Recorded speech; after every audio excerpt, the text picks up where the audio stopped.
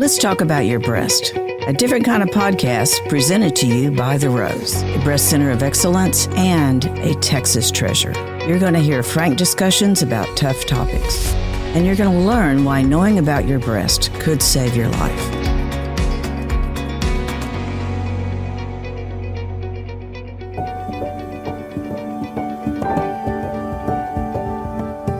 We are leaving an entire year of transformation, and I really think it's important to recognize the changes every one of us have experienced during 2025. We leave this final month of a wild and unusual year, a year unlike any other we've ever seen or lived through before. As odd as it sounds, December can be a month of profound reflection and remembering. A time when we can decide to step outside the holiday mindset and go within. And many times we'll discover the gifts of ourselves. Especially that final week of the year, that time that is between. That's a time to take for yourself. Hopefully this month will leave us wiser as we release the events of 2025, which to me and many others has been the strangest year in decades. So what does releasing mean? We're releasing what held us captive, releasing what no longer serves us. Letting go is one of the most difficult things any of us can do. We humans like the familiar, the routine. We cling to what is known. Sometimes it's hard to step forward. Sometimes it's hard to trust. Yet that is what we are being asked to do as this new year starts. Trust, step forward, let go. On a personal note, that's exactly what I'm having to do. With my pending retirement, I realize I'm saying goodbye to something that has been a part of my life for 40 years. I know, in my heart of hearts, I know it will not be easy. And I'm sure I'll have many days of looking back. But isn't that how we move forward? Looking back to move forward. What does that mean exactly? Do we take the best from the past and use it to forge a new life, a different life? Or is the past what makes up our foundation, the essence of who we are?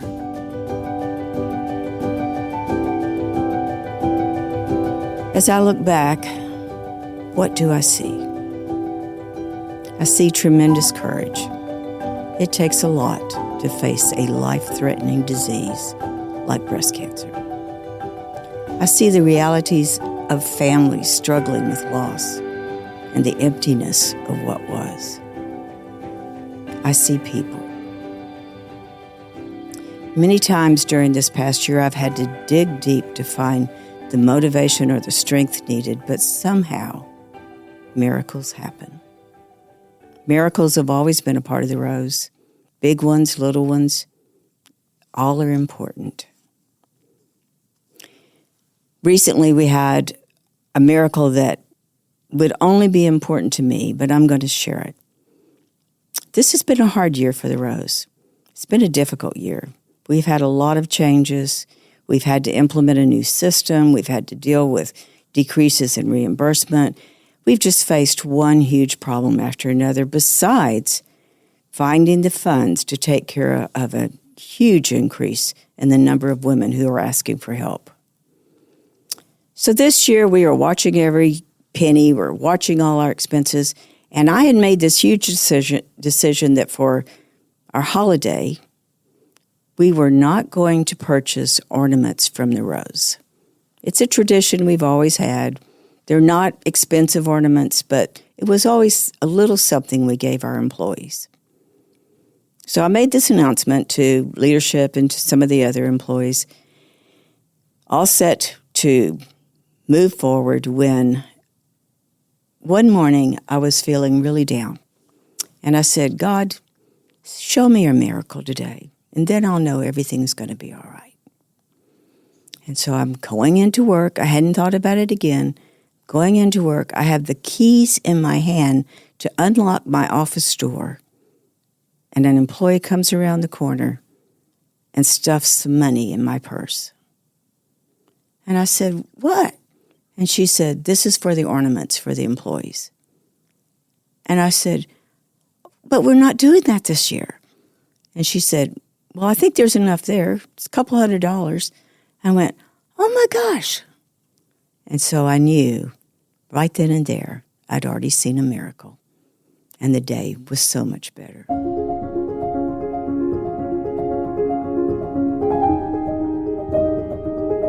There's another miracle that I've always loved, thought about often.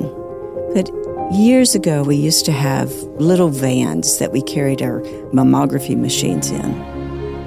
And these vans were made in Arizona. And so one was on its way here. The driver's driving it. He's going through all the different cities. He's in El Paso. He stopped to get gas. And as he was here in this gas station, he said this old truck came up beside him. And it was filled with, lawnmower equipment and junk and all kind of stuff. And the man was trying to get his attention. The man had very limited English. And as George said, he had very limited Spanish. So they were trying to communicate there. And the man held out a dollar bill and said, for the rose. For the rose. They took care of my mother. George said, all of a sudden, that trip was not just about delivering a van to a place. He put that dollar on his dashboard and thought about that story all the way to Houston. Here's a dollar. They took care of my mom. Maybe one of my favorite miracle stories has to do with a young man who was 16 years old, brought his pink goat, a goat that he had painted pink, to the FFA livestock show and rodeo in Pasadena. That was all he could afford that year, but he wanted to raise money for the Rose because we had taken care of his stepmother, and unfortunately that year she had died. Before the auction ended, that young man had raised $115,000 for the Rose. This was his college money. Think about it. $115,000. All because he wanted to pay back an organization that helped his stepmom. Now, from there, we started the Pink Goat Society, which nobody could ever understand, but it was a success for 2 or 3 years, and we finally got to see Palmer McGinnis go off to college. What a fine young man. What a miracle. These are the kind of stories that kept me going through these whole 40 years of taking care of people, of hearing hard stories. But at the end, it's our patients who are the miracles. I think about Courtney with coming to us when she was pregnant, having to have chemotherapy. And we were there just to be with her, to celebrate that son of hers that was born with no problems. And she was recovering. Now she's working. And she's been such a great advocate for the Rose. I think about Dee, who chased the coach to find a place that would help her when she knew she had a problem with her breast. And of course, Monty, our youngest woman ever to be diagnosed at 18. Hearing her story, learning how she found out about us, all of those are the true miracles of the Rose. All of those you can hear on this podcast. And all of those are real people who at one time in their life needed help. And because of all of our supporters, we were able to be there for them.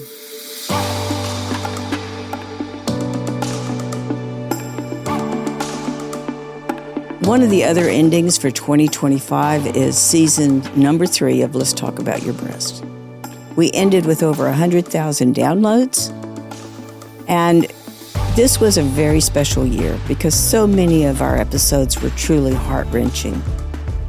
So many were filled with practical information, but every episode offered hope. Every episode talked about courage. Every episode brought something new to this program. It's been fascinating to hear people talk about their experiences and what helped them get through difficult times.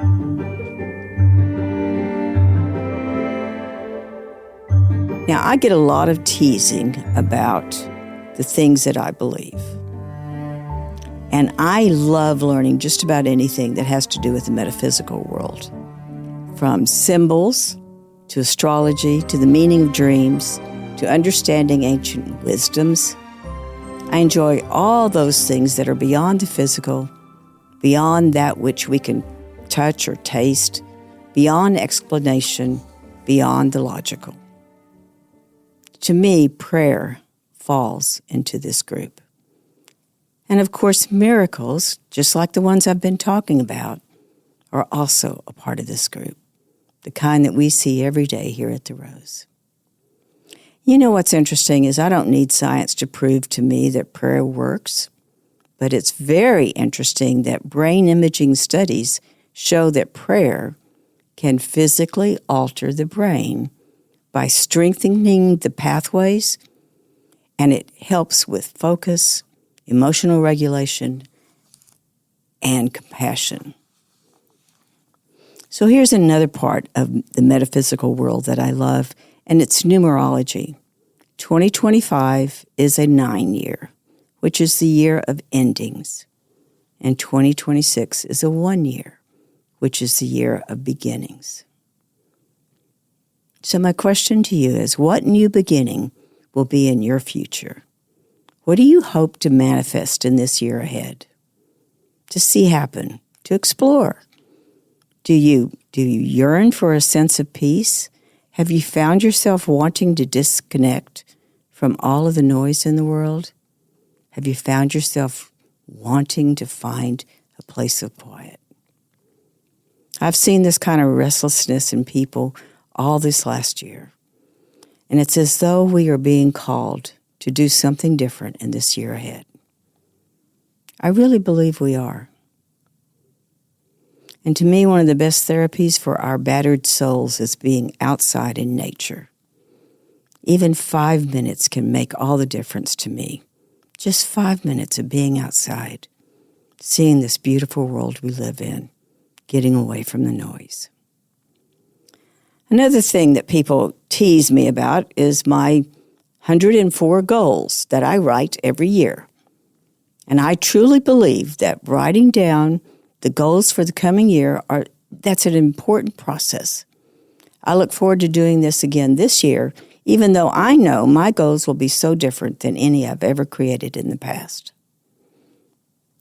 So here's some tips about writing goals. Keep them in the present. Don't say I will or someday this will happen. Say I have, I am, I enjoy. Don't be afraid of huge goals. They may take years to happen, but put them down. And don't forget the smaller goals, the ones I call maintenance goals. Those are the ones that just help to remind you what you need to do every week, every month, 4 times a year. All these goals matter. And every time you write down a goal, you send a message to your inner being. You're saying, here is something I hope happens. Here is something I want to happen. Here is something that will happen. This year, my focus is going to be on intentions. How I want to feel, what I want to explore, who I want to be. From there, who knows? It's almost like anything goes.